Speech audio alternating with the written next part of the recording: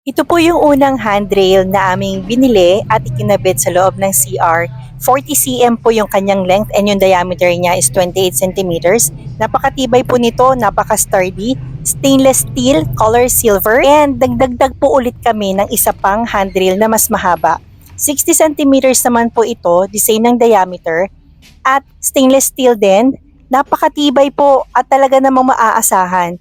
Kailangan natin maglagay nito po sa loob ng ating CR lalo na kapag meron tayong mga kasamang medyo physically challenged, lalo na sa paglalakad at sa mga elderly na kasama natin. Napaka-importante po dito kasi talagang kailangan natin i-secure ang safety ng bawat isa. Alam naman natin pag loob ng CR, prone po sa disgrasya. Kaya mag-iingat po tayo. Nilagay ko po dyan sa yellow basket kung gusto po ninyong i-check. Meron pong 30, 40, 50 at 60 cm na haba. Again, ito po ay stainless steel na handrail. Napaka-importante po nito sa loob ng bahay natin. Actually, hindi lang sa loob ng CR. Kahit sa loob o labas man ng bahay, pwede po natin itong ilagay to ensure yung safety ng bawat isa.